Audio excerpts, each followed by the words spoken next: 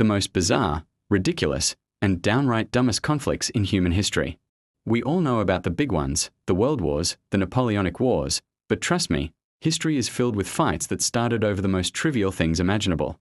These are the wars that make you scratch your head and ask, really? They went to war over that asterisk.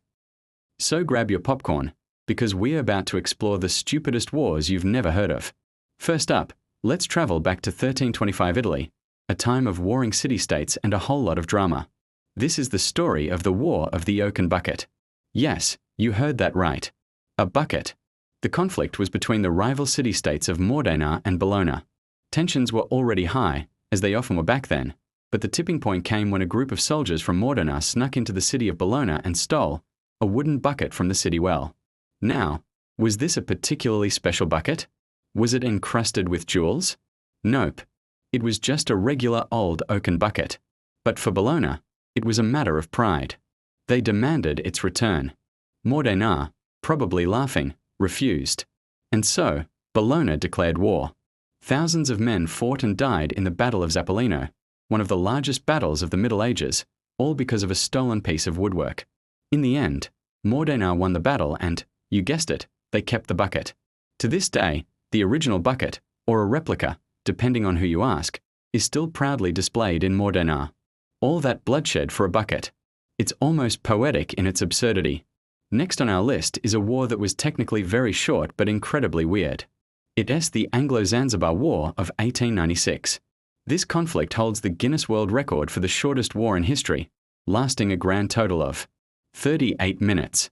So, what happened? The pro-British Sultan of Zanzibar died, and his cousin, Khalid bin Barghash, seized power without British approval. The British were not pleased. They had a different candidate in mind and preferred a ruler who would cooperate with their colonial ambitions, especially regarding the abolition of slavery. They gave Khalid an ultimatum: stand down and leave the palace by 9 a.m. on August 27th, or face the consequences. Khalid, thinking he had a strong force of about 2,800 men and the Sultan's armed yacht, decided to call their bluff. Big mistake. At 9:02 a.m., the British Royal Navy, with its powerful warships anchored in the harbour, opened fire. By 9:40 a.m., the palace was a smoking ruin, the Sultan's yacht was at the bottom of the harbour, and the war was over. Khalid fled to the German consulate and lived in exile. It was a swift, brutal demonstration of British naval power, and a stark reminder not to bring a yacht to a battleship fight. A 38-minute war. It probably took them longer to write the official reports. Now let us hop over to the Americas for a conflict that sounds like something out of a cartoon. I'm talking about the Pastry War of 1838 between Mexico and France. The story begins with a French pastry chef named Remontel, who had a shop in Mexico City. He claimed that in 1828, during a period of civil unrest, Mexican army officers had looted his shop and devoured all his pastries.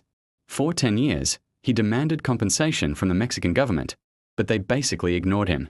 Frustrated, Remontel took his complaint to the French king, Louis Philippe. Now, France was already looking for an excuse to pressure Mexico for various economic and trade reasons. This pastry incident was the perfect, albeit ridiculous, pretext. France demanded an outrageous sum of 600,000 pesos in damages, a huge amount at the time, which included the cost of the stolen pastries. Mexico, of course, refused to pay. So, France sent a fleet to blockade the Gulf of Mexico, bombarding the fortress of San Juan de Ulúa. The war lasted for several months, causing significant economic disruption for Mexico. Eventually, with British mediation, Mexico agreed to pay the 600,000 pesos. Yes, a full-scale naval blockade and international conflict, all kicked off by some hungry officers and a chef who just wanted to be paid for his cakes. Let's stay in the Americas for our next one, but move north to the border between the United States and what was then British Canada. This is the Pig War of 1859. The conflict took place on San Juan Island, which lies between the mainland US and Vancouver Island. A treaty had established the border, but the language was ambiguous, and both the US and Britain claimed the island. American settlers and British employees of the Hudson's Bay Company lived there in a state of tense coexistence. On June 15, 1859, an American farmer named Lyman Cutler found a large black pig rooting around in his potato patch. This wasn't the first time. Fed up, Cutler shot and killed the pig. It turned out the pig belonged to a British employee of the Hudson's Bay Company, Charles Griffin. Cutler offered to pay Griffin $10 for the pig, but Griffin demanded $100. The argument escalated.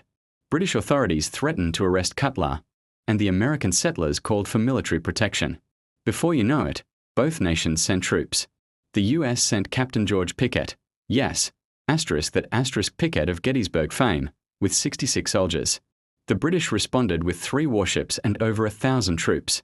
For several weeks, the two sides faced off in a tense standoff, shouting insults at each other across the lines.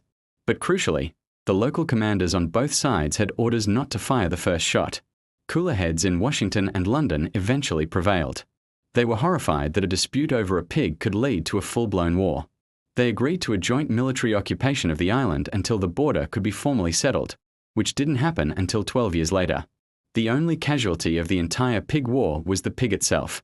It's a perfect example of how a minor squabble can spiral into an international crisis. Our final story is less of a war and more of a football match that got completely out of hand. It's the Football War, also known as the 100 Hours War, fought in 1969 between El Salvador and Honduras.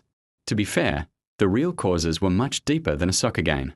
There were long-standing tensions over land reform in Honduras and immigration from the more densely populated El Salvador. Thousands of Salvadorans had settled in Honduras, and when Honduras passed a law that redistributed land back to native-born Hondurans, it led to mass deportations and heightened tensions. The flashpoint came during the qualifying rounds for the 1970 FIFA World Cup. The two nations played a 3-game series. The first game, in Honduras, was marred by fighting. The second game, in El Salvador, was even worse, with a Honduran team having to be escorted to the stadium under heavy guard. El Salvador won that game, forcing a playoff match in Mexico City. El Salvador won again, 3-2 in extra time, knocking Honduras out of the World Cup. Riots erupted, diplomatic ties were severed, and on July 14, 1969, the Salvadoran army launched an attack on Honduras. The war lasted for about 4 days, or 100 hours, resulting in thousands of casualties and displacing tens of thousands more. The Organization of American States negotiated a ceasefire, but the conflict had devastating long-term consequences for both countries. While the football matches didn't cause the war, they were the spark that ignited a powder keg of social and political tension.